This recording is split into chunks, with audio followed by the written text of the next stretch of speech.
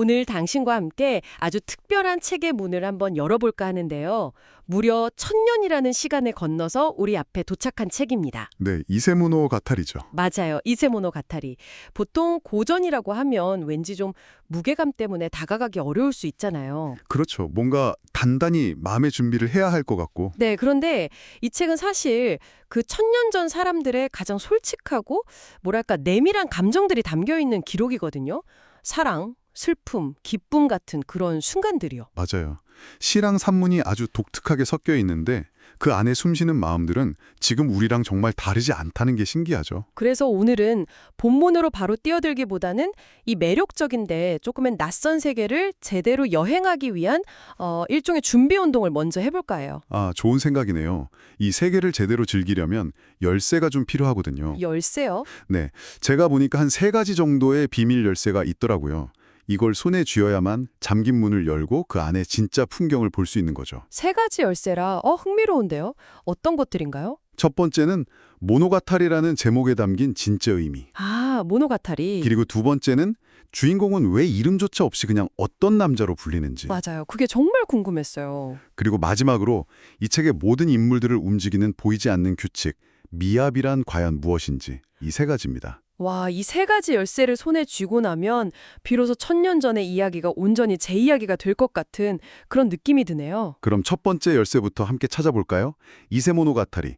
먼저 이 모노가타리라는 단어에 주목해야 해요. 네. 우리가 흔히 생각하는 소설이랑은 작동 방식이 완전히 다르거든요. 어떻게 다른가요? 만약 현대소설 읽듯이 어떤 인과관계에 따른 하나의 긴 서사를 기대하면 아마 좀 당황하실 거예요. 125개의 단편적인 이야기들 앞에서 길을 잃은 듯한 기분을 느끼기 쉽죠. 아, 길을 잃는 느낌 정말 공감돼요. 뭔가 뚝뚝 끊기는 것 같기도 하고요. 그렇죠. 왜냐하면 이 책의 장르는 정확히 말해서 우타가타리이기 때문이에요. 우타가다리요? 네, 한자로 노래가, 의 이야기여, 즉 노래 이야기라는 뜻이에요. 이름 그대로 이야기의 심장부에 노래, 그러니까 와카가 있다는 거죠. 아, 와카. 모든 단락의 중심에 항상 그 57577 총 31음절로 된 짧은 시가 있었죠. 바로 그겁니다. 그래서 이 책을 읽을 때 와카를 건너뛰고 산문만 읽는 건 비유하자면 뮤지컬 공연에 가서 노래는 전부 귀 막고 배우들 대사만 듣는 거랑 똑같아요. 와, 그거 정말 완벽한 비유네요. 감정의 핵심, 가장 폭발적인 클라이맥스를 전부 놓치게 되는 셈이죠. 맞아요. 뮤지컬에서도 배우들이 대사를 주고받으면서 극을 이끌어가다가도 네네. 가장 벅차오르는 감정의 절정은 언제나 노래를 통해 터져 나오잖아요. 그렇죠. 이 책에서는 바로 그 와카가 뮤지컬의 넘버 역할을 하는 거예요. 사랑의 설렘이 최고조에 달하는 순간, 애틋함이 사무치는 순간, 어떤 깊은 깨달음을 얻는 순간들. 그 모든 게 다 와카라는 압축된 언어로 표현되는 거군요. 네. 그리고 그 앞뒤의 산문은 그 절정의 순간으로 우리를 안내하는 아주 친절한 무대장치인 셈이고요. 아, 무대장치. 그래서 이 책을 읽으실 땐 산문을 따라 감정을 차곡차곡 쌓아 올리다가 와카를 딱 만나면 잠시 숨을 고르고 아, 드디어 주인공의 마음이 터져나오는 순간이구나 하고 음미하셔야 그 맛을 제대로 느낄 수 있어요. 와카는 그 자체로 하나의 완결된 감정의 스냅샷이군요. 네, 딱 그 표현이 맞아요. 감정의 스냅샷. 모노가타리가 와카 중심의 이야기라는 건 이제 이해가 됐어요. 그럼 그 앞에 붙은 이세는 대체 뭘까요? 이게 또 1000년 넘게 이어진 미스터리라고 하더라고요. 이 책이 남긴 가장 큰 수수께끼 중 하나죠. 정말 여러 가설이 팽팽하게 맞서고 있는데요. 가장 유력한 건 2가지 정도로 좁혀져요. 네. 첫째는 지명설. 말 그대로 일본의 특정 지역, 그러니까 종교적으로 아주 중요한 이세 신궁이 있는 이세 지방을 가리킨다는 설이죠. 그게 가장 뭐랄까 직관적인 해석 같네요. 그렇긴 한데 훨씬 더 매력적이고 강력한 경쟁 가설이 있습니다. 뭔가요? 바로 인물설이에요. 이세가 이세 신궁을 모시는 신성한 존재였던 황족 여성, 사이구, SAIGA,를 가리킨다는 주장이죠. 싸이고요? 네, 당시 사이구는 신을 섬기는 몸이라 세속적인 연애가 엄격히 금지됐어요. 말 그대로 신성 불가침의 존재였죠. 금지된 사랑이라니 벌써부터 뭔가 흥미진진한데요? 그렇죠. 그런데 이 책에 바로 그 금기를 깨는 장면이 등장합니다. 정말요? 네, 주인공 남자가 모두가 두려워하는 그 사이구와 한밤중에 몰래 만나서 사랑을 나누고 심지어 함께 도망치는 당시로서는 정말 상상조차 하기 힘든 파격적인 사건이 벌어지거든요. 와, 대단하네요. 그래서 이 금지된 사랑의 에피소드가 작품 전체를 관통하는 어떤 정서를 상징할 만큼 중요하기에 그녀의 상징인 이세를 제목으로 삼았다는 해석이 아주 힘을 얻고 있는 거죠. 지역 이름이냐 아니면 금지된 사랑의 상대였던 한 여인의 상징이냐. 와, 정답이 없다는 점이 오히려 이 책의 매력을 더하는 것 같아요. 바로 그 지점입니다. 독자가 스스로 상상하고 해석할 여지를 남겨두는 그런 장치처럼 느껴지네요. 맞아요. 이 모호함이야말로 독자를 이야기 속으로 슬쩍 끌어들이는 안개 같은 역할을 하는 거예요. 왜 이렇게 다양한 해석이 가능할까?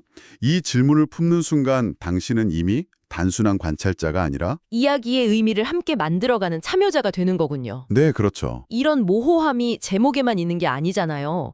사실 이 책의 가장 큰 미스테리는 주인공 그 자체인 것 같거든요. 맞습니다. 보통 이야기는 옛날 옛적에 오라는 사람이 살았습니다. 이렇게 시작하는데 이 책의 첫 문장은 그냥 옛날에 한 남자가 있었다. 이게 전부예요. 정말 건조하고 무심한 시작이죠. 그리고 125개의 단락 내내 주인공은 단 한 번도 이름으로 불리지가 않아요. 그저 어떤 남자, 옛날 남자 이렇게만 불릴 뿐이죠. 네. 그런데 재미있는 건 이름은 없지만 당시 독자들은 모두 그 남자가 누구인지 알고 있었다는 사실이에요. 아, 정말요? 네. 헤이안 시대의 실존 인물 아리와라노 나리히라라는 사람을 모델로 했거든요. 아, 아리와라노 나리히라. 당대 최고의 미남의 천재 시인. 요즘 말로 하면 거의 사기캐라고 불릴만한 그런 인물이었다고 하죠. 맞아요. 작품 속 여러 일화가 나리히라의 실제 생애와 놀랍도록 겹치고 또 그가 쓴 와카 스타일도 비슷해서 사실상 모두가 그를 떠올리면서 이 책을 읽었어요. 여기서 바로 두 번째 열쇠의 질문이 생기네요. 모두가 아리와라노 나리히라인 걸 아는데 왜 굳이 이름을 숨겼을까요? 그러니까요. 요즘이라면 오히려 최고의 슈퍼스타 나리히라의 리얼 러브스토리 이렇게 대대적으로 홍보했을 텐데요. 그렇죠.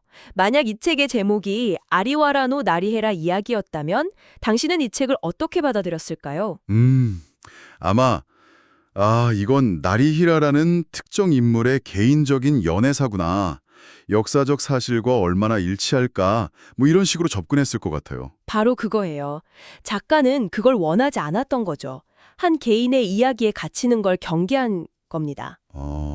작가는 사랑이 시작될 때의 설렘, 가슴 아픈 이별, 정처 없이 떠도는 외로움처럼 인간이라면 시대를 넘어 누구나 겪을 수 있는 보편적인 감정의 파노라마를 그리고 싶었던 거예요. 그래서 일부러 주인공의 이름을 지워버린 거군요. 그렇죠. 그 이름을 지움으로써 그 자리에 아주 거대한 문학적 공간을 만들어낸 거죠. 처음 이 책을 읽었을 때 그 점이 가장 혼란스러웠어요. 주인공 이름도 없는데 어떻게 감정을 따라가라는 거지? 하고요. 네, 저도 그랬어요. 하지만 읽다 보니까 깨닫게 되더라고요. 바로 그 이름 없는 빈자리야말로 작가가 당신을 위해 마련해둔 공간이구나. 당신의 기억을 그 위에 겹쳐보라고요. 네, 당신의 가장 행복했던 사랑, 가장 아팠던 이별의 기억을 그 남자의 이야기에 겹쳐보라는 초대장인 셈이죠. 와, 정확해요. 그래서 주인공은 이름 없는 그 남자이지만 동시에 이 책을 읽는 바로 당신이 될 수도 있는 거네요. 맞습니다. 한 개인의 이야기를 모두의 이야기로 확장시키는 정말 놀라운 기법이죠. 자, 그럼 이제 마지막 열쇠를 향해 가볼까요? 네. 와카라는 시를 중심으로 감정의 절정을 보여주는 구조, 그리고 당신의 감정이입을 극대화하기 위한 이름 없는 주인공까지 이 모든 것을 아우르는 핵심 가치관이 바로 미야비입니다. 미야비. 네, 이 시대를 살았던 사람들의 행동과 감정을 이해하려면 반드시 알아야 할 키워드예요. 맞아요. 이 미야비를 이해하지 못하면 이 책 속 인물들이 왜 저렇게 행동하는지, 왜 저런 시를 읽는지 제대로 공감하기가 좀 어렵더라고요. 그렇죠. 흔히 궁정풍의 우아함이라고 번역하는데 이 번역만으로는 그 깊은 뜻을 다 담아내기엔 좀 부족한 것 같아요. 맞아요.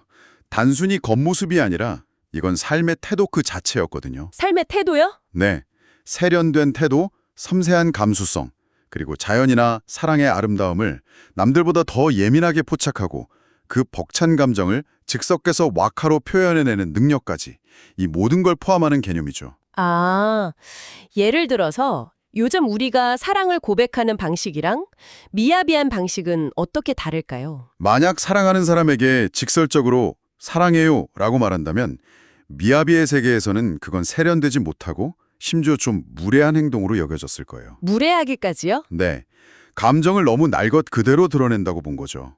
그걸 야보하다, 즉 촌스럽다고 생각했어요. 야보하다, 촌스럽다. 그럼 어떻게 표현해야 미야비한 건가요? 대신 이렇게 표현하는 거예요.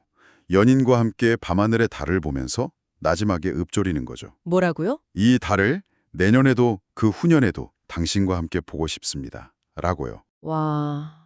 또는 흐드러지게 핀 벚꽃을 보내서 이토록 아름다운 꽃도 결국엔 지고 말 텐데 당신을 향한 내 마음도 그리도 입가 두렵습니다. 와 같이 자연물에 자신의 애틋한 마음을 빗대어 시로 전하는 거예요. 감정을 직접적으로 말하는 게 아니라 자연이라는 필터를 한번 거쳐서 예술적으로 승화시키는 거군요. 일종의 감정 표현의 미학이네요. 네, 맞아요. 슬픔을 표현할 때도 마찬가지였겠어요. 그렇죠. 사랑하는 사람과 이별했다고 해서 대성통곡을 하거나 격렬하게 분노를 터뜨리는 건 미야비하지 않아요. 그럼 어떻게 하죠? 대신 늦가을 저녁에 기러기 떼가 쓸쓸하게 날아가는 풍경을 보면서 짝을 잃은 저 기러기 중 하나가 꼭 내 신세 같구나 하고 읊조리는 거죠. 자신의 외로운 처지를 은유적으로 노래하는 식으로요. 아, 감정을 세련되게 다듬고 절제해서 표현하는 것. 그것이 바로 미야비의 세계군요. 네. 이제야 좀 그림이 그려지는 것 같아요. 이 책을 읽는다는 건 결국 이 미야비라는 아름다운 렌즈를 통해서 천년 전 헤이안 시대의 귀족들의 사랑과 삶, 그 섬세한 감정의 결을 생생하게 들여다보는 경험이겠네요. 오늘 우리는 이세 모노가타리라는 이 신비로운 세계로 들어가는 세계의 열쇠에 대해 이야기를 나눠봤어요. 네, 와카가 이야기의 심장인 모노가타리의 구조, 그리고 당신의 이야기로 만들어주는 이름 없는 주인공? 또 그들의 삶을 지배했던 미의식인 미야비까지요. 맞습니다. 이제 당신은 이 아름다운 이야기의 세계로 들어갈 준비를 모두 마친 셈입니다. 앞으로 만나게 될 15개의 짧은 이야기들은 뭐 각각 독립적인 에피소드처럼 보일 수도 있지만 그 모든 이야기들은 바로 이 미야비라는 하나의 아름다운 끈으로 연결되어 있거든요. 아, 그리고 그 끈을 따라가다 보면 한 남자의 일생에 걸친 사랑과 이별, 기쁨과 슬픔의 거대한 파노라마를 마주하게 될 겁니다. 본격적으로 책장을 넘기기 전에 이런 질문을 스스로에게 한번 던져보시면 어떨까요? 만약 당신의 삶에서 가장 강렬했던 사랑이나 깊었던 슬픔의 순간을 단 31음절의 시로 압축해야 한다면 당신은 어떤 단어들을 고르시겠어요? 그 질문에 대한 고민이 앞으로 우리가 함께할 이 여정의 가장 좋은 길잡이가 되어줄 겁니다. 지난 시간 저희가 이 책의 무대인 헤이안 시대라는 좀 낯선 시간 속으로 한번 들어가 봤잖아요. 네, 그랬죠. 그리고 또 주인공으로 짐작되는 인물 아리와라노 나리히라라는 실존 인물의 삶도 살짝 엿봤고요. 오늘은 이제 본격적으로 이야기 속으로 뛰어들기 전에 이 천년 전의 세계를 제대로 여행하기 위한 뭐랄까 일종의 안내 지도를 함께 펼쳐볼까 해요. 아, 좋은데요? 마치 낯선 도시에 처음 도착해서 무작정 걷기 전에 지도를 딱 펴보고 어디에 강이 흐르는구나, 어디에 중요한 건물이 있구나 이렇게 확인하는 것처럼요. 네, 아주 좋은 접근이에요. 특히 이 책은 우리가 요즘 읽는 그런 소설하고는 작동하는 방식이 완전히 다르거든요. 아, 그런가요? 네. 그래서 그 고유의 규칙이나 구조를 먼저 이해하는 게 정말 중요해요. 그렇지 않으면 금방 길을 잃고 헤맬 수가 있거든요. 그래서 오늘은 이 책의 세계로 들어가는 3가지 비밀 열쇠, 이걸 함께 찾아보는 시간을 가지면 어떨까 합니다. 비밀 열쇠라니 벌써부터 흥미로운데요? 어떤 것들인가요? 첫째는 제목에 숨어있는 모노가타리라는 단어의 진짜 의미. 그리고 둘째는 왜 이토록 매력적인 주인공에게 이름조차 없는지. 마지막으로는 이 모든 인물들의 행동과 감정을 지배하는 보이지 않는 힘, 미야비란 과연 무엇인지. 이 3가지 열쇠만 있으면 앞으로 만나게 될 125개의 이야기들을 훨씬 더 깊이 있게 즐기실 수 있을 거예요. 좋습니다. 그럼 첫 번째 열쇠부터 한번 찾아보죠. 이세 모노가타리에서 모노가타리라는 단어. 이게 보통 이야기나 소설이라고 번역되는데 이게 우리가 아는 그 소설과는 전혀 다른 개념이라고 들었어요. 맞아요. 여기서부터가 중요해요. 만약 모노가타리를 현대소설처럼 생각하고 읽기 시작하면 아마 왜 이야기가 자꾸 뚝뚝 끊어지지? 하는 그런 느낌을 받으실 거예요. 아, 네네. 현대소설은 보통 원인과 결과에 따라서 인물들이 갈등하고 사건이 전개되잖아요. 하나의 긴 서사를 쭉 따라가죠. 하지만 이세 모노가타리 같은 작품, 특히 장르를 더 좁혀서 우타가타리, 즉 노래 이야기라고 부르는 것들은요. 그 심장부에 전혀 다른 엔진이 달려 있습니다. 노래 이야기요. 단어 자체는 되게 직관적인데 그 구조가 어떻게 다르다는 건가요? 말 그대로 이야기의 중심에 노래, 그러니까 와카가 있다는 뜻이에요. 아, 와카요. 네, 이 책을 펼쳐보면 총 125개의 짧은 단락으로 이루어져 있는데 거의 모든 단락의 중심에는 57577, 총 31음절로 된 짧은 시, 바로 그 와카가 자리 잡고 있어요. 네. 그리고 그 시의 앞뒤에 붙어있는 산문은 이 와카라는 노래가 대체 어떤 상황에서 어떤 감정이 벅차올라서 터져 나오게 됐는지를 설명해주는, 뭐랄까, 일종의 무대 배경이나 상황 설명 같은 역할을 하는 거죠. 아, 듣고 보니 이거 마치 뮤지컬의 구조랑 비슷하다는 생각이 드네요. 오, 뮤지컬이요? 네. 배우들이 평범하게 대사를 막 주고받다가 감정이 최고조에 달하는 순간 말로는 다 표현할 수 없는 그 폭발적인 감정을 노래, 즉 넘버를 통해 터뜨리잖아요. 그럼 이 책에서는 그 넘버의 역할을 와카가 하고 있는 셈이군요. 와, 그 비유가 정말 핵심을 꿰뚫고 있어요. 딱 그거예요. 아, 그런가요? 네, 해안 시대 사람들한테 와카는 그냥 시가 아니었어요. 가장 격렬한 사랑의 고백, 찢어지는 이별의 아픔, 사무치는 그리움 같은 그런 감정의 정수가 웅축된 결정체였죠. 그래서 이 책을 읽을 때는 산문 부분을 쭉 따라가다가 와카를 딱 만나면 잠시 숨을 고르고 드디어 주인공의 마음이 폭발하는 순간이 왔구나. 뮤지컬의 하이라이트 장면이 시작됐구나 하고 음미해야 하는 거죠. 그렇군요. 산문은 우리를 그 절정의 순간으로 친절하게 안내하는 일종의 길잡이고요. 와카가 감정의 절정을 담는 그릇이라는 건 이제 확실히 이해가 됐어요. 그럼 그릇의 이름은 알았는데 책의 제목인 이세는 대체 무슨 뜻인가요? 이것도 1000년 넘게 이어진 수수께끼라고 하던데요. 네, 맞아요. 아직도 학자들 사이에서 논쟁이 끊이지 않는 부분이에요. 가장 유력한 가설은 크게 두 가지로 나뉘는데요. 네. 첫 번째는 비교적 단순해요. 일본 황실의 조상신을 모시는 가장 신성한 장소, 이세 지방을 가리킨다는 설이에요. 아, 지역 이름. 네, 이야기의 중요한 배경이 되거나 아니면 주인공의 여정이 시작되는 출발점이다. 이런 추측이죠. 지명이라는 설이군요. 그럼 다른 하나는 뭔가요? 두 번째 가설이 훨씬 더 드라마틱해요. 바로 사람 이름에서 따왔다는 건데요. 사람 이름요? 네, 그냥 사람이 아니라 이세 신궁을 모시는 미혼의 황족, 여성, 사이구를 가리킨다는 설입니다. 사이고요. 네, 사이구. 이 사이구는 신을 모시는 몸이기 때문에 세속적인 사랑이 아주 엄격하게 금지된 존재였어요. 그런데 작품 중반부에 주인공 남자가 바로 이 금단의 여인인 사이구와 깊은 사랑에 빠져서 한밤중에 그녀를 데리고 도망치는, 당시로서는 정말 상상도 할 수 없는 파격적인 장면이 나오거든요. 와, 신을 모시는 여사제와 도망을 쳤다고요. 이거 정말 대담하네요. 그렇죠.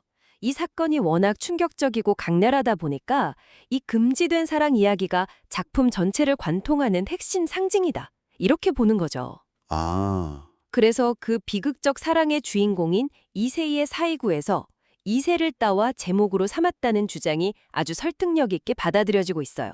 와, 신성한 지역의 이름이냐 아니면 금지된 사랑의 상대였던 한 여인의 상징이냐.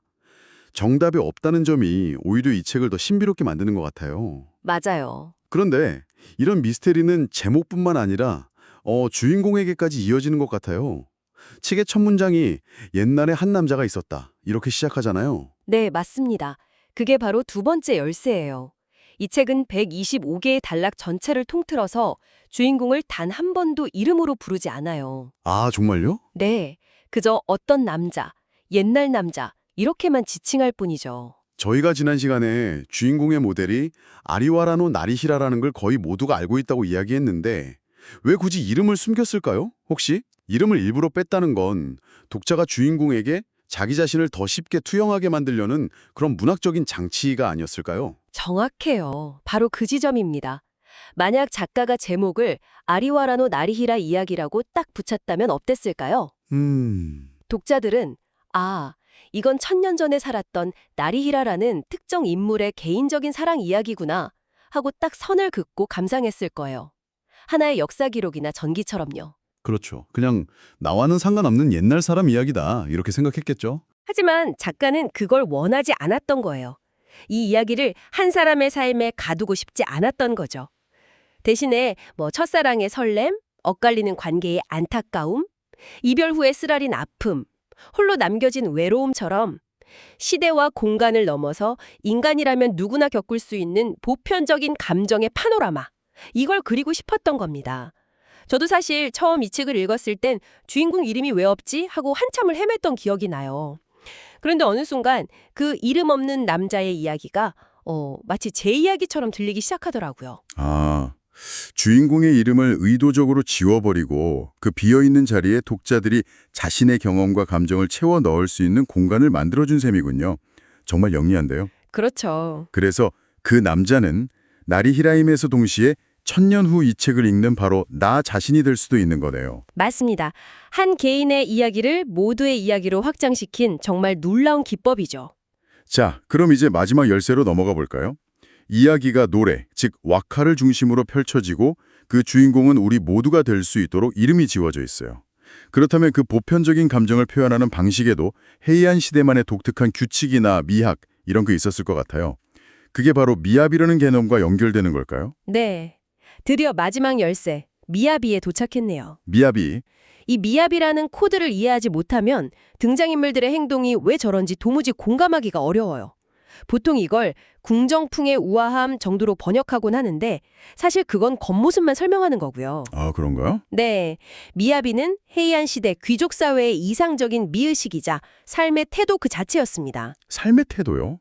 단순히 옷을 예쁘게 입는다거나 말을 고상하게 하는 것, 그 이상이라는 말씀이시군요. 훨씬 그 이상이죠. 세련된 태도, 섬세한 감수성, 그리고 자연의 작은 변화나 사랑의 미묘한 감정을 아주 예민하게 포착해서 그 벅찬 마음을 즉석에서 아름다운 왁카로 읊어내는 능력까지, 이 모든 것을 포함하는 개념이 바로 미야비예요. 와, 그리고 이 미야비의 반대편에 있는 세련되지 못하고 무례하고 투박한 모든 것을 야보하다고 부르면서 경멸했죠. 그렇다면 그 미합이한 방식이랑 야보한 방식은 구체적으로 어떻게 다른가요? 예를 들어서 사랑을 고백하는 장면이라면요? 아주 좋은 질문이에요.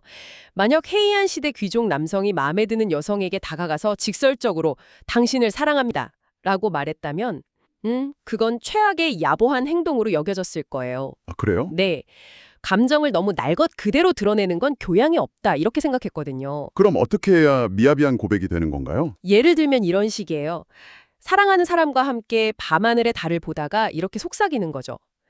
오늘 밤 이토록 아름다운 달을 내년에도 또 그 후년에도 그대와 함께 볼 수 있다면 얼마나 좋을까요? 와, 이렇게 은유적으로 평생을 함께하고 싶다는 마음을 전하는 거예요.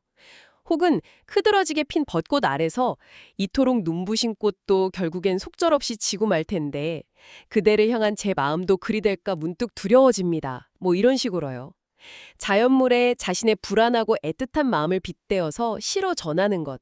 이게 바로 지극히 미야비한 방식이었어요. 와, 감정을 직접적으로 말하는 대신에 자연이라는 필터를 한번 거쳐서 예술적으로 승화시키는 거군요. 일종의 감정 표현의 미학이네요. 이거 듣고 보니까. 요즘 SNS에서 사람들이 자기 감정이나 일상을 직접 드러내기보다 멋진 사진이랑 함축적인 글귀로 세련되게 필터링해서 보여주려는 있어빌리티 같은 거 있잖아요. 하하, 네네. 그거랑도 좀 통하는 면이 있는 것 같아요. 어쩌면 미야비가 그 원조격일 수도 있겠네요. 하하하, 그거 정말 재미있는 비유인데요. 현대적인 재해석이지만 본질을 정확히 짚으셨어요. 아, 그런가요? 네. 슬픔을 표현할 때도 마찬가지예요. 사랑하는 사람을 잃었다고 막 대성통곡을 하는 건 야보한 거예요.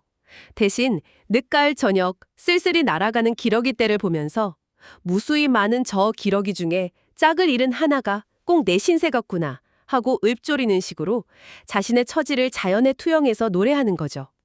감정을 세련되게 다듬고 절제하고 예술로 승화시키는 것. 그것이 바로 미야비의 세계입니다. 오늘은 이세모노가타리라는 신비로운 세계로 들어가는 세계의 열쇠에 대해 아주 깊이 이야기를 나눠봤네요. 왁가가 이야기의 심장인 모노가타리의 독특한 구조, 그리고 우리 모두를 주인공으로 만들어주는 이름 없는 남자의 비밀, 마지막으로 그들의 삶과 감정을 지배했던 아름다운 규칙, 미야비까지요. 이제 정말 이 세계로 들어갈 준비가 된 것 같아요. 네, 이제 우리는 이 아름답고 섬세한 이야기의 세계로 들어갈 최소한의 자격을 갖춘 셈입니다. 앞으로 만나게 될 125개의 이야기들은 때로는 독립적으로, 때로는 느슨하게 연결되면서 방금 우리가 이야기한 미합이라는 하나의 아름다운 끈으로 꿰어져 있을 거예요. 네. 그리고 그 끈은 한 남자의 일생에 걸친 사랑과 이별, 만남과 방황의 파노라마를 우리 눈앞에 생생하게 펼쳐 보여줄 겁니다. 그 이름 없는 남자의 여정을 따라가면서 그의 31음절에 담긴 구체적인 감정의 결을 하나하나 함께 느껴볼 생각을 하니 벌써부터 기대가 되네요. 본격적으로 다음 시간에 책장을 넘기기 전에 이런 상상을 한번 해보시는 건 어떨까요?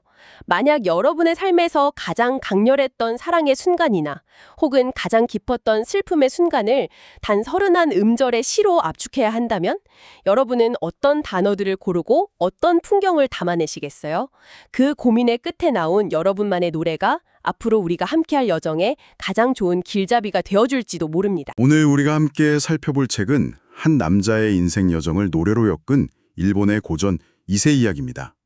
지난번까지는 세상을 향한 그 뜨거운 열정으로 이것저것을 떠돌던 젊은 시절의 모습을 따라가 봤는데요. 오늘 시작할 지점은 그 방랑을 마치고 주인공이 다시 화려한 수도의 궁정사회, 그 한복판으로 돌아온 시점이에요. 이제 그의 삶은 예전과는 뭐랄까 완전히 달라집니다.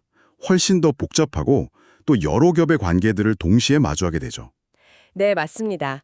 이 시기 주인공의 삶을 관통하는 가장 중요한 키워드를 하나 꼽으라면 바로 갈등일 겁니다. 갈등이요? 네, 좀 더 구체적으로는 개인적인 감정, 그러니까 마음이 시키는 일, 인정이라고 하죠. 그리고 사회적 지위나 의무처럼 마땅히 해야 하는 공적인 역할, 의리, 바로 이 둘 사이의 충돌이에요. 아, 인정과 의리? 이건 뭐 비단 1000년 전 이야기만은 아닐 거예요. 우리 모두가 겪는 딜레마잖아요. 그렇죠. 내 마음대로 하고 싶은 나와 사회 속에서 역할에 맞춰 살아야 하는 나 사이에 그 끊임없는 줄다리기. 이제 주인공의 삶의 이 줄다리기가 아주 본격적으로 시작되는 겁니다. 그 갈등이 정말 아슬아슬하고 또 극적으로 폭발하는 장면부터 한번 들여다볼까요? 주인공이 이세지방으로 매사냥을 갔다가 운명처럼 한 여인과 재회하는 이야기인데요. 근데 그냥 여인이 아니죠. 신을 섬기는 무녀, 바로 제궁입니다. 네, 여기서 이 제궁이 어떤 존재인지 정확히 짚고 넘어가는 게 정말 중요합니다. 네, 그냥 뭐 신분이 높은 공주님 이런 차원이 아니에요. 제궁은 당시 천황을 대신해서 이세신궁의 최고신 아마테라스를 섬기기 위해 선택된 결혼하지 않은 황족 여성이었거든요. 말 그대로 살아있는 신의 대리인이자 인간 세계와 신의 세계를 잇는 다리 같은 그런 신성한 존재였습니다. 아, 살아있는 신의 대리인이라. 그러니까 비유하자면 교황을 선출하듯이 황족 여성 중에서 단 한 명을 뽑아서 신성한 존재로 만드는 거군요. 외부 세계와는 완전히 단절된 채로요. 바로 그렇습니다. 그 신성함을 유지하기 위해서 외부와의 접촉, 특히 남성과의 사적인 만남은 상상조차 할 수 없는 그야말로 금기 중의 금기였죠. 이걸 어긴다는 건 그 파장이 엄청났겠네요. 그럼요. 단순한 연애 스캔들이 아니에요. 신에 대한 모독이자 국가의 근간을 흔드는 대역죄에 해당했습니다. 만약 발각된다면 두 사람의 목숨은 물론이고 양쪽 가문 전체가 그냥 풍비박산이 날 수 있는 그런 끔찍한 상황이었죠. 그런데 이 남자 포기하지 않네요. 젊은 시절의 그 무모함이 아직 남아있는 건지. 무모함일 수도 있고 아니면 그만큼 절실했던 거겠죠? 그는 제궁을 모시는 여관의 하인을 돈으로 매수해서 몰래 편지를 전하는데 성공합니다. 와, 그리고 마침내 모두가 잠든 깊은 밤, 겹겹이 둘러싼 그 삼엄한 경비를 뚫고 그녀의 처소로 숨어들어요. 정말 모든 것을 건 만남이 이루어지는 순간입니다. 그렇게 어렵게 만났는데 두 사람에게 허락된 시간은 동이 트기 전까지 아주 짧은 찰나뿐이었어요. 이 모든 상황이 너무나 비현실적이잖아요. 목숨을 걸고 몰래 만났다는 사실, 상대가 인간이 아는 신의 대리인이라는 점, 그리고 곧 헤어져야 하는 것까지. 이 꿈만 같은 순간에 두 사람이 주고받는 시, 와카가 이 장면의 핵심입니다. 네, 먼저 남자가 이렇게 읊조립니다. 그대를 만난 것인지 아닌지, 꿈인지 생시인지 도무지 알 수가 없네. 아, 이 시가 정말 그렇죠. 사랑한다, 보고 싶었다 이런 직접적인 말이 하나도 없어요. 그저 이 순간이 현실인지조차 모르겠다는 그 혼란스러운 감정 자체를 그대로 던져주잖아요. 맞아요. 모든 위험을 감수한 끝에 마주한 감정이 벅찬 기쁨이 아니라 오히려 현실 감각이 마비될 정도의 충격과 황홀함이라는 게 너무나 솔직하게 느껴져요. 맞습니다. 그리고 이 꿈결 같은 고백에 대한 여인의 답가가 이게 정말 가슴을 아리게 합니다. 보통 이런 상황이면 저도 꿈만 같아요 라든지 뭐 그리움을 표현할 법도 한데 그녀의 답은 완전히 다른 방향으로 흘러가요. 어떻게 답하나요? 그녀는 이렇게 답합니다. 이 밤의 일로 속세에 뜬 소문만 무성해진다면 제 이름만 헛되이 흐려지겠지요. 와, 이건 뭐랄까 찬물을 끼얹는 듯한 느낌인데요. 남자는 지금 꿈과 현실 사이에서 허우적대고 있는데 여자는 이 만남이 발각됐을 때의 결과, 그러니까 자기 이름에 흠집이 날 그 현실적인 걱정부터 하고 있는 거잖아요. 바로 그 지점입니다. 낭만적인 화답 대신에 자신의 처지에 대한 체념과 두려움을 먼저 이야기하는 거죠.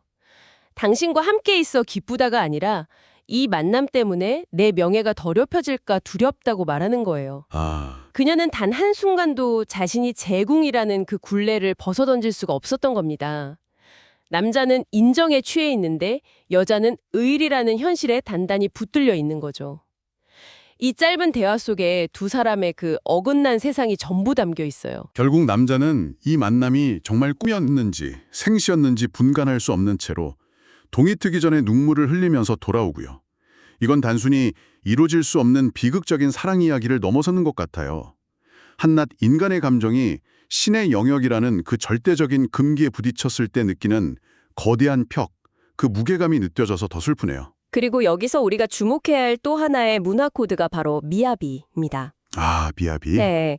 이처럼 목숨을 건 미회의 순간, 감정이 폭발할 것 같은 상황에서도 서로 뭐 소리를 지르거나 격정적으로 껴안는 대신 지극히 정제되고 암시적인 시를 통해 마음을 교환하잖아요. 네, 그렇죠. 이게 바로 당시 헤이안 시대 귀족들이 추구했던 최고의 세련미, 미야비의 정수라고 할 수 있습니다. 아, 미야비야. 그냥 우아함 정도로만 알고 있었는데 그런 깊은 뜻이 있었군요. 이건 그들의 감정 표현 방식에 대한 아주 중요한 단서예요. 가장 강력한 감정은 소리쳐서 말하는 게 아니라 오히려 말하지 않고 여백으로 남겨두는 데서 온다고 믿었던 거죠. 절제된 형식 속에서 더 깊은 의미와 여운을 만들어내는 것. 마치 현대 미술에서 텅 빈 공간이 그림의 일부가 되는 것처럼요. 정확합니다. 그들의 소통에서는 침묵과 암시가 말보다 더 많은 것을 전달하는 겁니다. 완전히 다른 감정의 언어체계의 의미죠. 신의 영역에 도전하는 듯한 그토록 강렬하고 금지된 사랑을 겪은 남자. 그 만남이 너무나 비현실적이라서 현실로 돌아오는 게 더 힘들었을 것 같아요. 문득 궁금해지네요.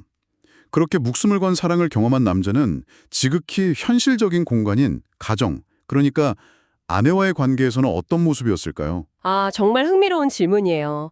그리고 이 책은 마치 저희의 궁금증의 답이라도 하듯이 바로 그 대조적인 모습을 나란히 보여줍니다. 정말요? 네, 82단의 이야기로 넘어가 보면 오랜 세월 함께한 아내와의 권태와 불신을 다루고 있거든요.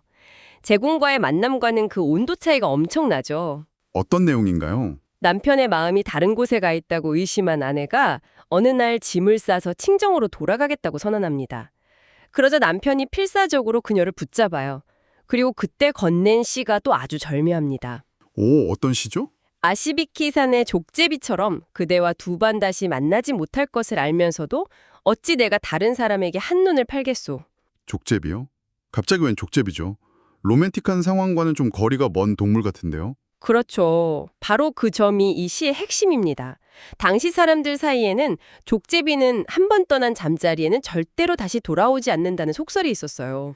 아, 그런 속설이. 네. 그러니까 이 시는 당신은 한 번 떠나면 끝인 족제비 같은 사람인데 내가 감히 어떻게 다른 생각을 하겠소. 당신이 떠날까 봐 무서워서라도 나는 꼼짝 못하오. 이렇게 변명하는 내용입니다. 잠깐만요. 이거 가만히 뜯어볼수록 좀 이상한데요? 이건 사랑 고백이 아니잖아요. 그렇죠. 오히려 굉장히 계산적인 변명 아닌가요? 당신은 사랑해서 한눈 팔지 않는 게 아니라 당신이 떠나면 내가 곤란해지니까 그 결과가 두려워서 한눈 팔지 않는 겁니다. 라는 말처럼 들리는데요. 거의 협박에 가까운 변명 같아요. 정확히 보셨어요. 이건 낭만적인 설득이 아니라 이해타산을 따지는 지극히 현실적인 논리입니다. 젊은 시절에 그였다면 내 마음은 오직 당신뿐이라며 열정적으로 매달렸겠죠. 하지만 지금 그는 불같은 열정 대신 관계가 깨졌을 때의 손실을 먼저 계산하고 있는 거예요. 아, 어떻게든 이 관계를 유지하기 위해 심지어 민간의 속설까지 끌어와 아내를 설득하려는 그런 현실적인 남편의 모습만 남아있는 거죠. 제궁 앞에서 순수하게 흔들리던 모습과는 완전히 다른 사람 같아요. 이 책의 구성이 정말 영리하다고 느껴지는 게 이 불안하고 어찌 보면 찌질하기까지 한 남편의 모습을 보여준 바로 다음 3단에서 장면을 완전히 뒤집어 버리더군요. 맞습니다. 방금 전까지 아내 앞에서 쩔쩔매던 남자는 온데간데 없고 황후의 명을 받아 궁중의 병풍에 그려진 그림에 어울리는 시를 짓는 당대 최고의 공식 시인으로서 화려하게 등장합니다. 네네. 모두가 그의 입만 바라보고 그의 시 한 수에 감탄하는 그야말로 공적인 영역의 정점에 서 있는 모습이죠. 그러니까 이 두 이야기가 나란히 붙어 있는 건 절대 우연이 아니라는 거군요. 밖에서는 모두가 우러러보는 최고의 예술가, 최고의 지성인인데 정작 자기 집에서는 변심을 의심하는 아내의 마음 하나 돌리지 못해서 쩔쩔매는 남편인 거잖아요. 그렇죠. 한 사람 안에 존재하는 이 극단적인 두 모습을 의도적으로 충돌시키는 장치인 셈이네요. 맞습니다. 젊은 시절에는 오직 사랑이라는 하나의 열정만 줬던 그가 이제는 한 가정의 가장이자 사회의 일원으로서 전혀 다른 여러 개의 가면을 쓰고 여러 개의 역할을 동시에 수행해야 하는 성숙한 혹은 복잡한 인물이 되었음을 명확하게 보여주는 대목입니다. 뭐랄까, 인정과 의리 사이에서 끊임없이 줄타기를 하는 중년의 모습이랄까요? 여기서 자연스럽게 또 다른 질문이 생겨요. 주인공의 삶이 이렇게 복잡해진 만큼 그의 삶의 정수이자 무기였던 시, 즉 노래의 역할 또한 달라졌을 것 같거든요. 예전에는 오직 사랑을 얻기 위한 도구였다면 이제는 완전히 다른 목적으로 쓰이는 것 같아요. 아주 중요한 포인트입니다. 그의 시는 실제로 엄청난 변화를 겪습니다. 젊은 시절의 시는 목적이 아주 명확했어요. 사랑하는 사람의 마음을 얻기 위한 지극히 사적인 연애 편지였죠. 사랑을 쟁취하기 위한 일종의 무기였네요. 맞아요. 아주 강력한 무기였죠. 하지만 이제 황후의 명을 받아 짓는 시는 성격이 완전히 다릅니다. 그건 더 이상 개인의 감정 표현이 아니에요. 그 시는 궁정이라는 공동체의 문화를 풍요롭게 하고 공식적인 행사를 빛내고 더 나아가 시를 짓는 자기 자신의 사회적 지위를 모두에게 확인시키는 공적인 수단이 된 겁니다. 듣고 보니 이런 생각이 드네요. 그가 이제 궁정의 의뢰를 받아 시를 쓰는 일종의 어용 시인이 된 거잖아요. 그렇다면 그의 예술은 변질된 걸까요? 예전에 제공을 향해 읊었던 그 순수하고 절절한 시와 병풍 그림을 보고 읊는 시 사이에 예술적인 가치의 차이가 있는 건 아닐까요? 뭐랄까, 그가 추심을 잃었다거나 예술을 팔았다고 볼 수도 있지 않을까요? 충분히 그렇게 생각할 수 있습니다. 실제로 많은 예술가들이 겪는 딜레마죠. 순수한 열정으로 시작했다가 그것이 직업이 되고 사회적 역할이 되면서 겪는 변화. 네. 하지만 이걸 꼭 타락이나 변질로만 볼 필요는 없을 것 같아요. 오히려 예술의 확장으로 볼 수도 있습니다. 젊은 시절 그의 시의 독자는 단 한 명, 사랑하는 여인이었죠. 지극히 개인적이고 강력했지만 그만큼 범위는 좁았습니다. 1대1로 보내는 비밀 편지 같았죠. 시인으로서 그의 시는 한 명이 아니라 그 자리에는 모두, 나아가 후대 사람들까지 독자로 삼게 됩니다. 개인의 감정을 넘어 한 시대의 보편적인 미의식을 담아내는 그릇이 된 거예요. 제궁에게 보낸 시가 격정적인 번개 같았다면 궁정에서 짓는 시는 수많은 사람이 감상할 수 있도록 잘 가꾸어진 정원과 같습니다. 어느 한쪽이 더 우월하다기보다는 열정의 성격과 예술의 기능 자체가 달라진 거죠. 그의 삶처럼 그의 예술도 이제 개인적인 인정의 표현을 넘어 공적인 의리를 수행하게 된 겁니다. 오늘 우리는 뜨거웠던 청년기를 지나 삶의 후반부로 접어든 한 남자의 복잡한 내면을 따라가 봤습니다. 신의 영역에 도전하는 금지된 사랑의 열정부터 일상적인 부부관계의 권태와 불안감, 그리고 사회적으로 인정받는 예술가의 화려한 모습까지. 그는 더 이상 하나의 열정, 하나의 얼굴만으로 세상을 대하지 않네요. 여러 개의 가면을 쓰고 다양한 역할을 수행하며 삶의 무게를 온몸으로 겪어내고 있습니다. 이 이야기들이 천년의 시간을 넘어 우리에게 여전히 울림을 주는 이유는 결국 우리 모두가 겪는 보편적인 긴장감을 건드리기 때문일 겁니다. 바로 화려한 공적인 나와 내밀하고 때로는 초라하기까지 한 사적인 나 사이의 간극이죠. 모두에게 인정받는 전문가인 동시에 집에서는 사소한 문제로 가족과 다투는 평범한 사람인 우리들의 모습처럼요. 당신의 삶에서, 당신의 관계에서 이 간극을 가장 날카롭게 느끼는 순간은 언제인가요? 그리고 매일같이 수행해야 하는 그 수많은 역할들 사이에서 당신은 어떻게 당신만의 균형을 잡아가고 있나요? 보내주신 책의 이 후반부들을 읽어보니까요. 주인공의 삶이 젊은 시절과는 완전히 다른 국면으로 접어드는 것 같아요. 그 불같던 열정, 또 세상을 떠돌던 방랑, 이런 게 다 끝나고 궁정으로 돌아왔잖아요. 그에게 사랑과 인생은 이제 어떤 의미가 되었을까? 이 질문을 계속 던지게 되더라고요. 오늘 그 부분에 대해 한번 깊이 이야기 나눠보면 좋겠습니다. 네, 정말 중요한 지점을 딱 짚어주셨어요. 그야말로 청춘의 폭풍이 지나간 뒤에 한 인간의 내면에 과연 무엇이 남는가, 이걸 보여주는 대목들이거든요.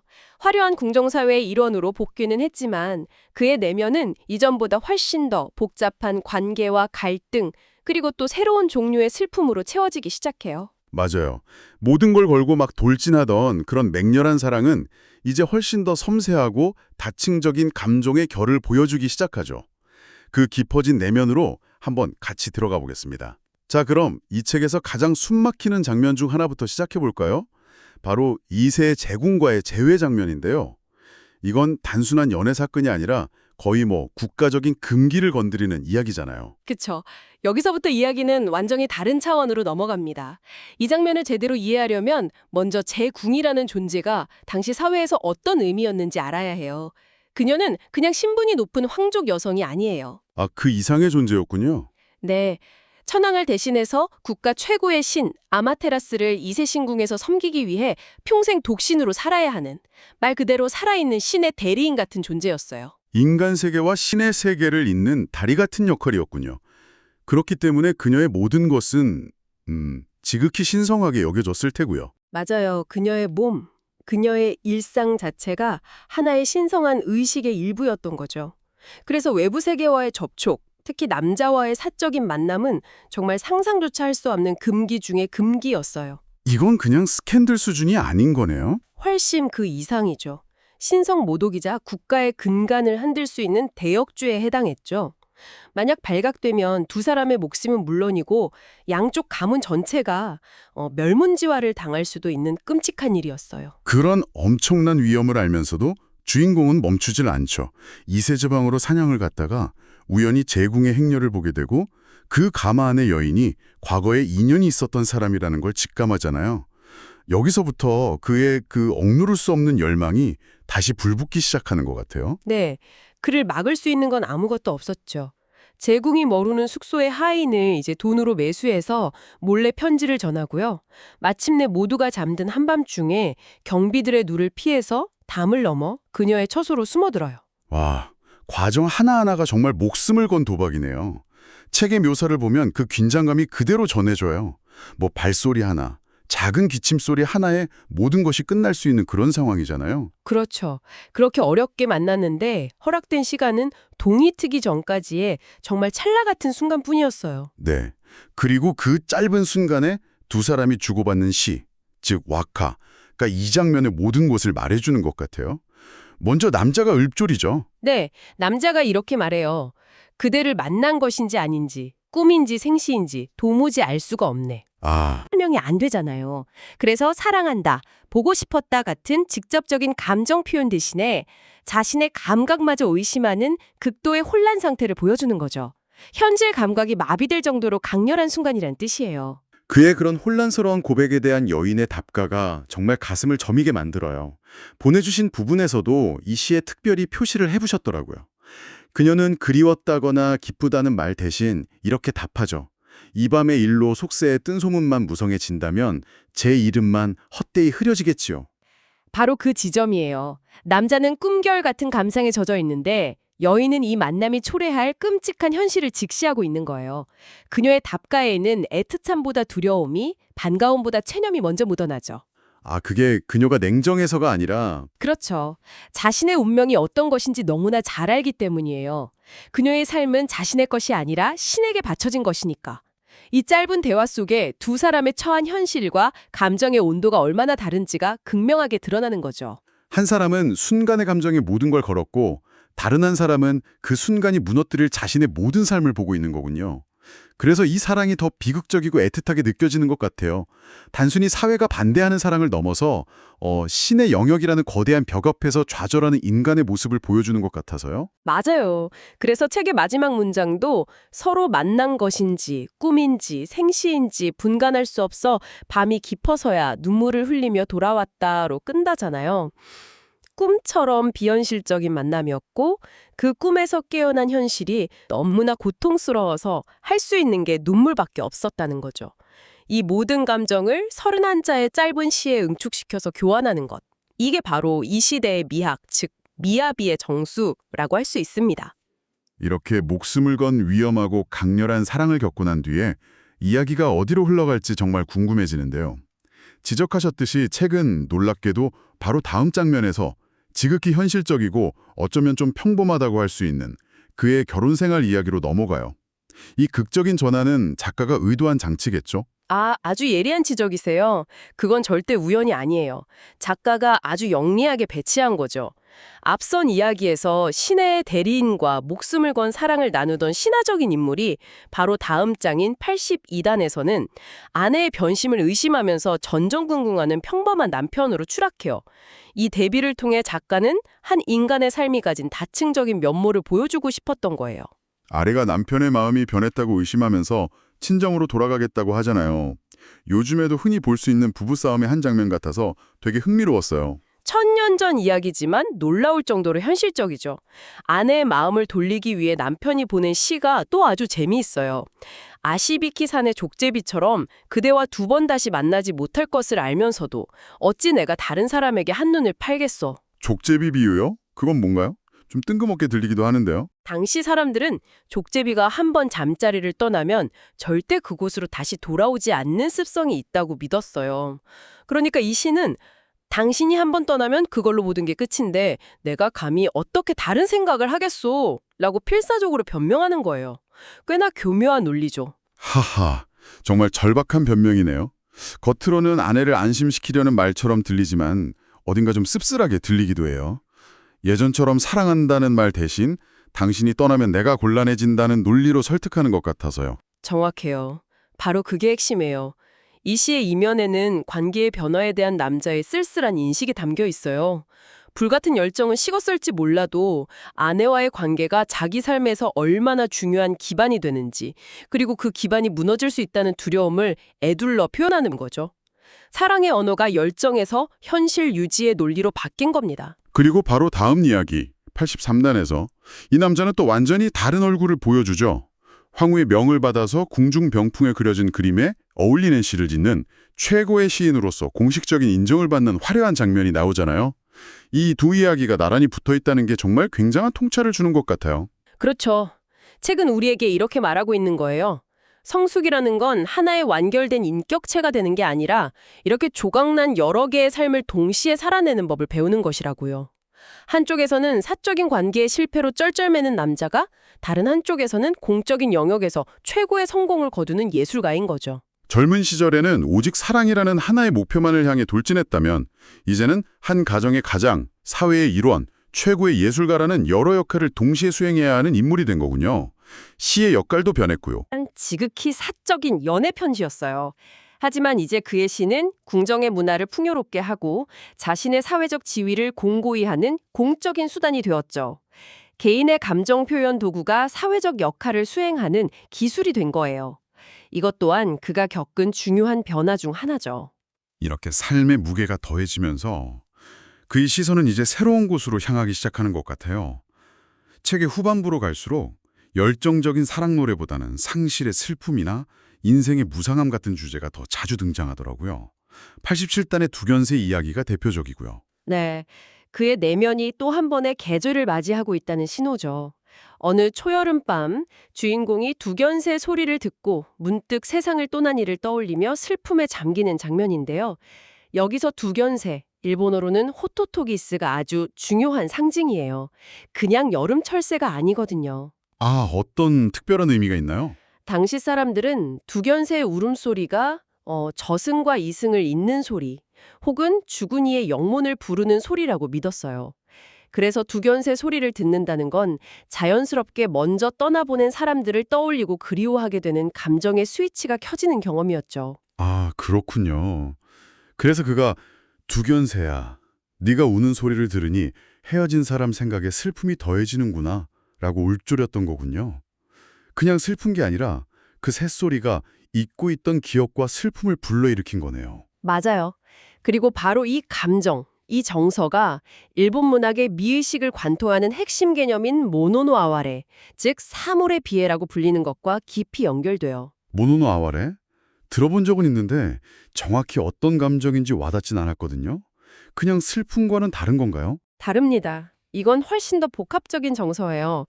예를 들어 활짝 핀 벚꽃을 보면서 그 아름다움에 감탄한다고 상상해 보세요. 그런데 그 감탄의 이면에는 하지만 이 아름다운 꽃도 곧 지겠지 하는 안타까움과 애틋함이 동시에 느껴지잖아요. 바로 그 감정이 모노노와 와레에 가깝습니다. 아, 이제 좀 알 것 같아요. 아름답고 소중한 것들은 결국 사라질 수밖에 없다는 본질적인 한계를 인식하기 때문에 그 아름다움을 더 애틋하고 아련하게 느끼는 감정이군요. 아름다움과 슬픔이 분리된 게 아니라 하나로 섞여 있는 느낌이네요. 완벽한 이해예요. 주인공은 이제 그런 시선으로 세상을 보기 시작한 거예요. 두견새 소리를 듣고 떠난 이를 그리워하는 그의 슬픔은 격정적인 비탄이 아니에요. 그건 사라져버린 아름다운 시절에 대한 아련한 그리움이자 모든 것이 결국 변하고 사라진다는 인생의 진리를 받아들이는 쓸쓸한 수용의 자세죠. 그렇다면 이제 그에게 사랑이란 건 더 이상 쟁취하고 소유해야 할 대상이 아닌 거네요. 젊었을 때처럼 말이죠. 그렇죠. 이제 사랑은 상실의 경험과 함께 삶의 일부로 받아들여야 하는 것, 평생 마음속에 품고 가야 할 기억 같은 것이 된 거예요. 젊었을 땐 사랑의 아픔을 어떻게든 이겨내려고 발버둥 쳤다면 이제는 그 아픔과 그리움 자체를 자신의 일부로 끌어안고 살아가는 법을 배우게 된 거죠. 수많은 만남과 헤어짐을 겪은 후에야 얻게 되는 지혜이자 인생이 주는 쓸쓸한 선물이기도 하고요. 주인공의 삶의 후반부를 이렇게 함께 따라와 보니 젊은 시절과는 비교할 수 없는 깊이와 무게가 느껴지네요. 세상의 중심에 자기 자신과 사랑밖에 없던 청년은 이제 기억과 책임, 그리고 상실의 아픔을 아는 중년의 남성이 되었어요. 화려했던 젊은 날의 사랑이 봄날의 벚꽃처럼 눈부시지만 짧았다면 이제 그의 마음에 자리한 감정들은 오랜 세월 비바람을 견뎌낸 고목과 같아요. 화려하진 않지만 그 안에 아주 조용하고 깊은 울림을 주죠. 사랑이 단지 두 사람 사이의 열정적인 감정 교환이 아니라 과거의 기억과 사회적 의무, 그리고 돌이킬 수 없는 상실감까지 모두 끌어안는 기나긴 과정이라는 걸 온몸으로 알게 된 거예요. 우리는 흔히 어떤 관계의 설레는 시작, 가장 빛나는 그 순간에만 집중하는 경향이 있잖아요. 하지만 이 책은 인생의 진짜 깊은 이야기는 어쩌면 그 찬란한 순간이 지난 후 기억과 의무, 그리고 잔잔한 슬픔을 끌어안고 계속 살아가는 그 후반부에 있는지도 모른다고 말해주는 것 같아요. 마지막으로 청취자 여러분께 이런 질문을 던져보고 싶네요.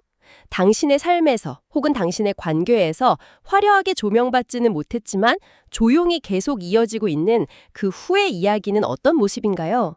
다음 장을 넘기기 전에 잠시 그 질문을 스스로에게 던져보는 시간을 가져보는 것도 의미 있을 겁니다. 긴 여정을 마치고 다시 수도로 돌아온 한 남자의 이야기, 그 두 번째 막을 함께 들여다보려 합니다.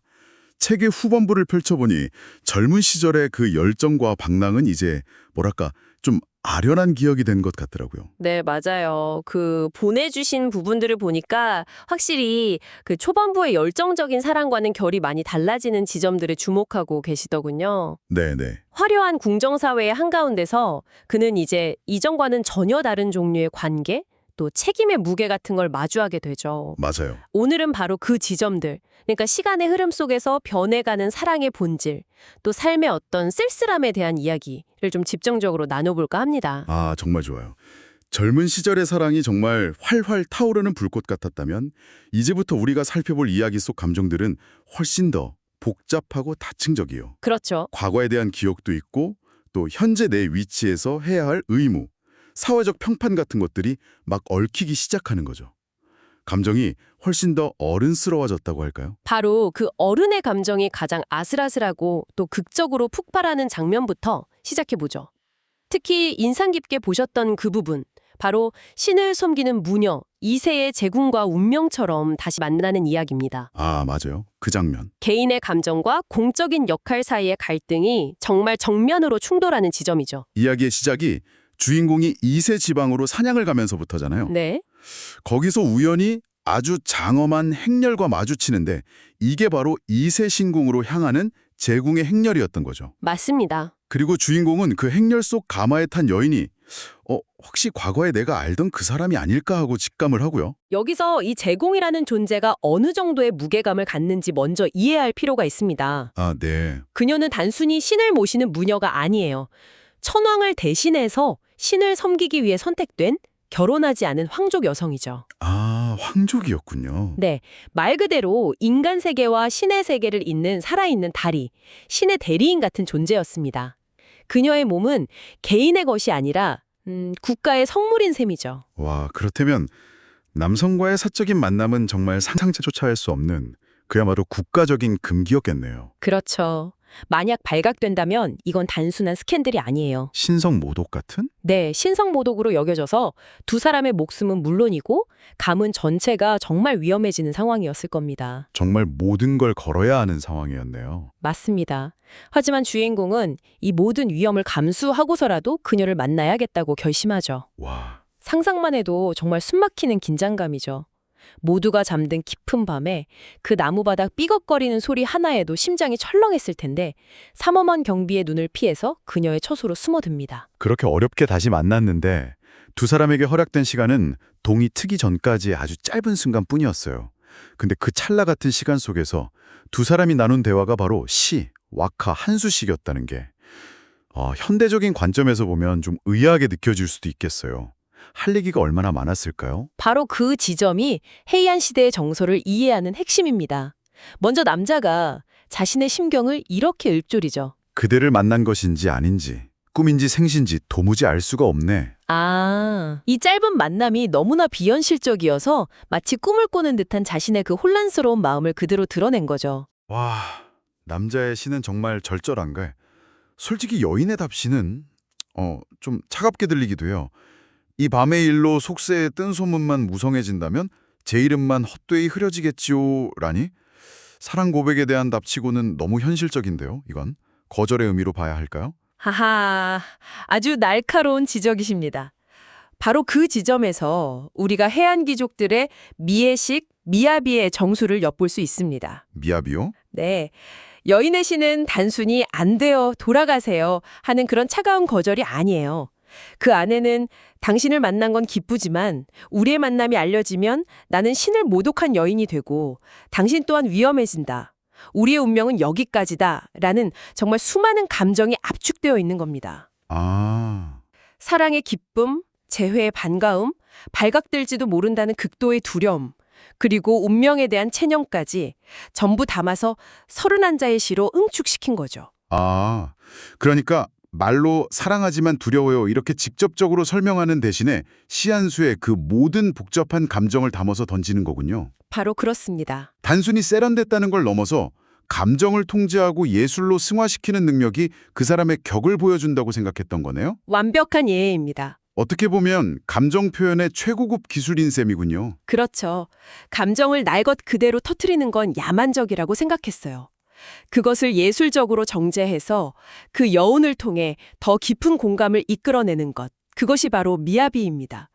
이 짧은 시 교환 장면은 단순한 비극적 사랑을 넘어서 인간의 감정이 신의 영역과 부딪혔을 때의 그 거대한 무게감과 또 그것을 감내하는 인간의 세련된 방식을 동시에 보여주는 명장면인 거죠. 그렇게 목숨을 건 뜨거운 사랑도 결국 시간과 제도 앞에선 희미해지는 걸까요?